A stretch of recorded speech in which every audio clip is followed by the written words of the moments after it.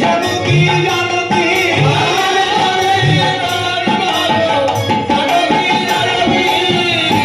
গৌর কার প্রাণবল্লভ?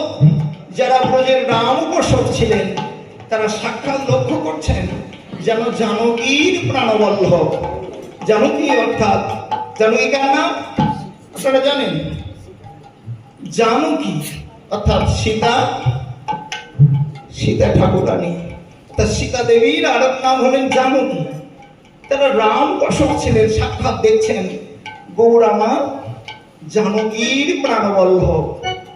হ্যাঁ, ওই কহত গোড়া জানকী বল্লভ রাধারও প্রিয় মঞ্চ। যারা ব্রজ উপাসক ছিলেন বলি না না তা হবে কেন, তুমি ভুল বলছো। আরে জানকীর বল্লভ হবে কেন? গৌর আমার রাধার প্রাণবল্লভ। আর নয়নানন্দ দাস তাদের যে একে অপরের বাচন ভঙ্গিমা শ্রবণে মুগ্ধ হয়ে বলছে না না, তোমাদের একটি কথাও সত্য নয়। এই যুগে গৌর আমার কার প্রাণবল্লভ জানো? গৌর আমার কার প্রাণবল্লভ? নয়নানন্দের মনে আনো নাই তো জানে। গৌর আমার গদাধরের প্রাণ, গৌর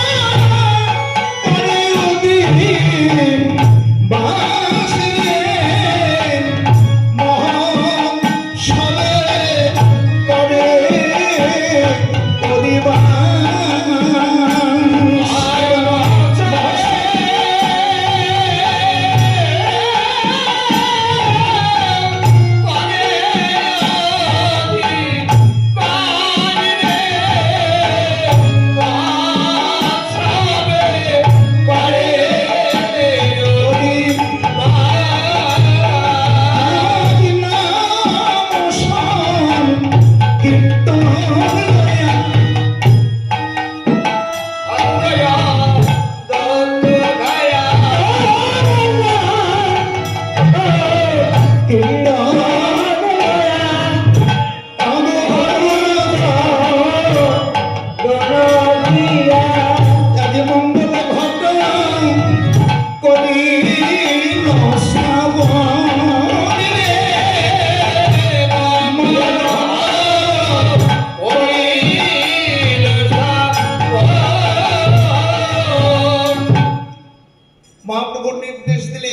অদ্বৈত ছাত্র দেরি করছো কেন? আরে নাম সংকীর্তন সঙ্গে করে সংযম আছে যারা, অধিবাস তো পাশেই ছিল সুলভনী গঙ্গা। আপনারা জানেন এখানে তো প্রাক্তন কীর্তনী আমার শ্রদ্ধেয় দাদা, আপনারা জানেন পাশেই ছিল সুলভনী গঙ্গা। গঙ্গা গিয়ে বলছে দেখো, মহাপ্রভু নির্দেশ দিলেন সংযমী যারা আছেন কুমারী মেয়েরা, কুমারী মেয়েরা যারা সংযম থাকেন তাদেরকে নিয়ে 5-7 জনকে নিয়ে কি করলেন, সামাজিকতায় যে কোনো কর্ম করতে গেলে মাটির ঘটগুলোতে কি দিতে হয়, সিঁদুর লাগাতে হয়।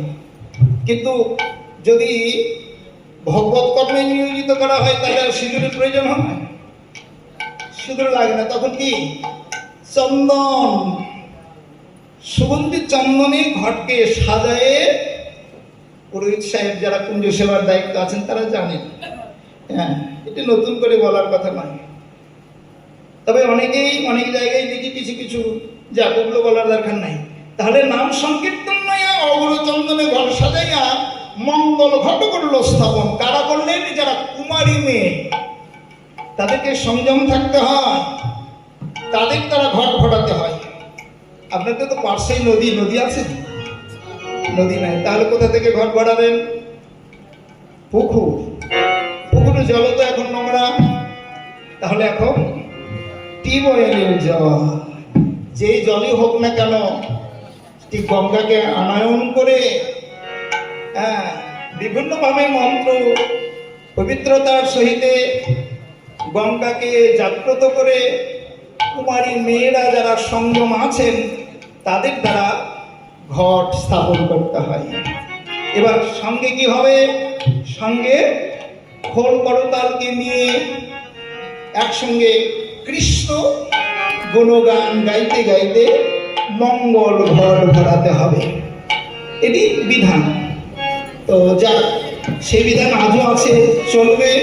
যারা বিধিপূর্বক যজ্ঞ করবে, যজ্ঞ তো অনেক বাংলাদেশে, যজ্ঞের অভাব নাই। প্রতিটি গ্রামে 2টো স্থান যদি থাকে, এরা একবার করে ওরা একবার করে, হ্যাঁ, যজ্ঞের অভাব নাই। কিন্তু বিধিপূর্ণ যজ্ঞ একটু খুঁজলে গোটা কয়েক মিলবে, একটু খুঁজলে গোটা কয়েক বিধিপূর্ণ যজ্ঞ মিলবে।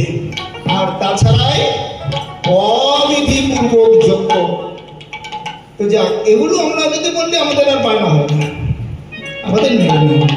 এক জায়গায় বলেছি তো, সে জায়গায় বললে পরের বাবু ঘটের গামছাও নেই, ঘরকে বরণ করে নিতে হবে মৃদঙ্গকে, এটিও নাই।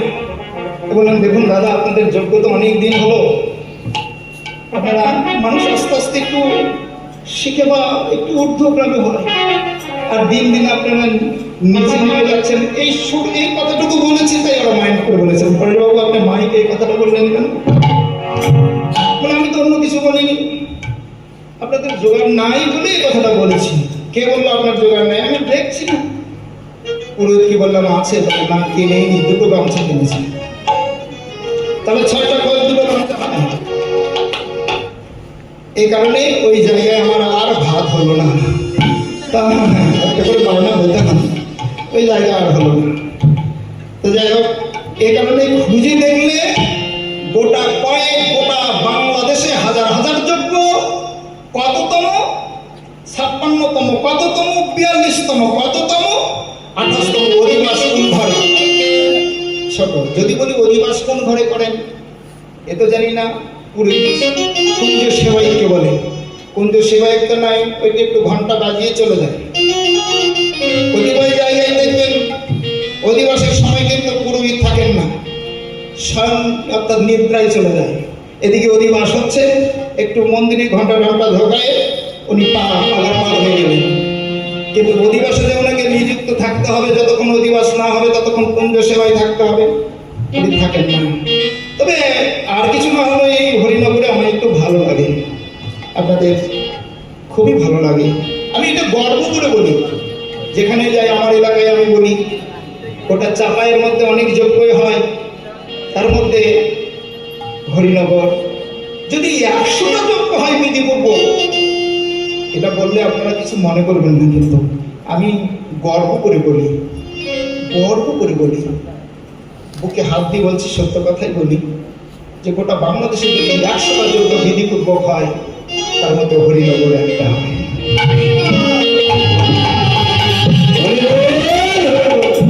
এটি আমি সত্য কথা বলছি, আসলে দাঁড়িয়ে কোনোদিন মিথ্যে কথা বলা সেই সার্থকতা নেই।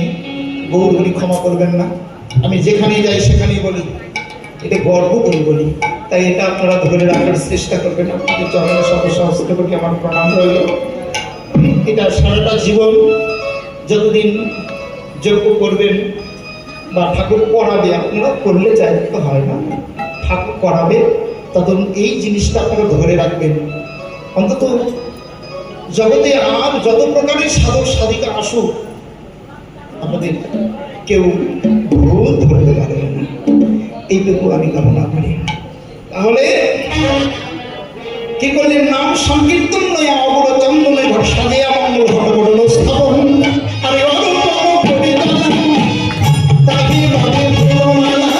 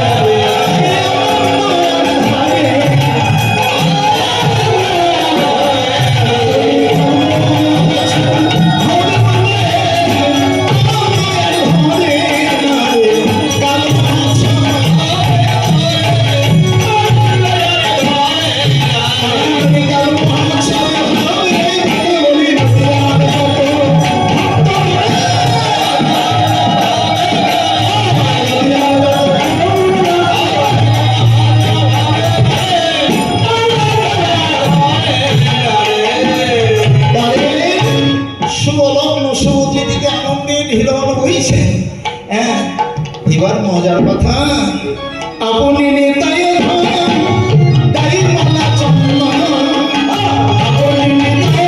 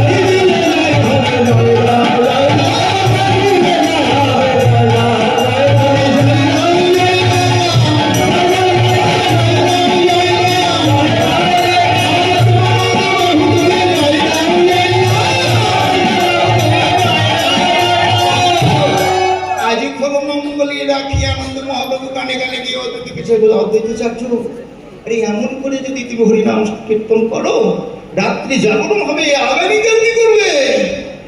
কানে কানে গিয়ে বলছেন, আজকের মতো সমাপ্ত করো, আর সমস্ত বৈষ্ণব ভক্তকে তুমি নিমন্ত্রণ করে দাও।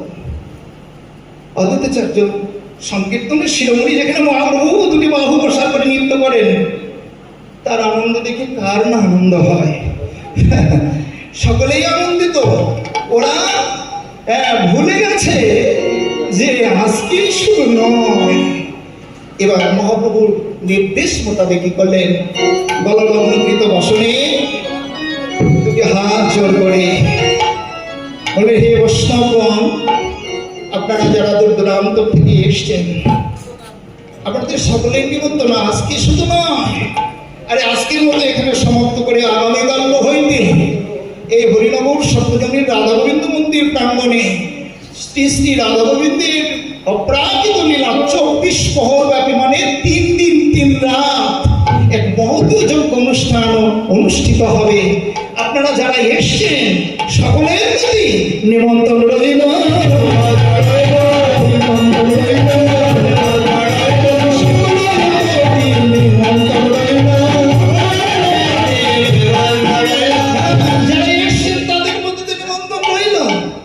যারা আসবেন বলে নিমন্ত্রণ পত্র পেয়েছেন, কিংবা কারো বদন থেকে এই হরিনাম যজ্ঞ অনুষ্ঠানে নিমন্ত্রণ সূচি পেয়েছেন, শুনেছেন, তাদের প্রতি নিমন্ত্রণ রইল।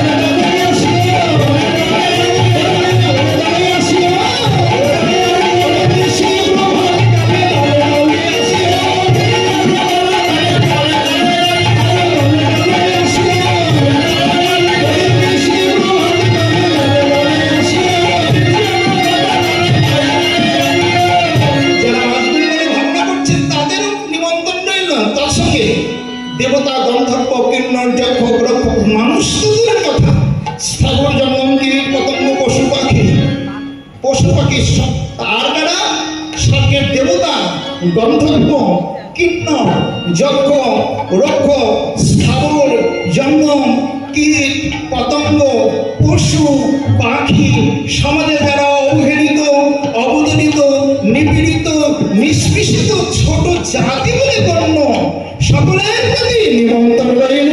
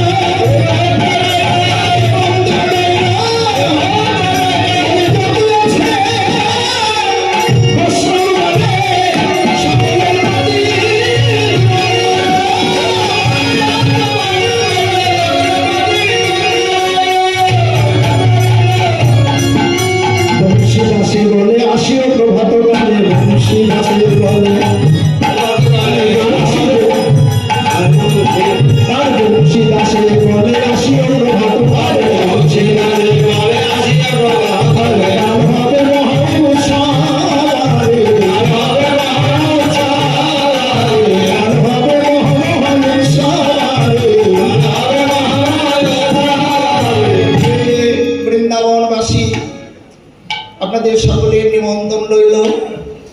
এই নিমন্ত্রণটুকু একে অপরকে সকলকে পৌঁছে দিবেন। আর আজকের মতো অধিবাস কীর্তন এখানে সমাপ্ত হলো।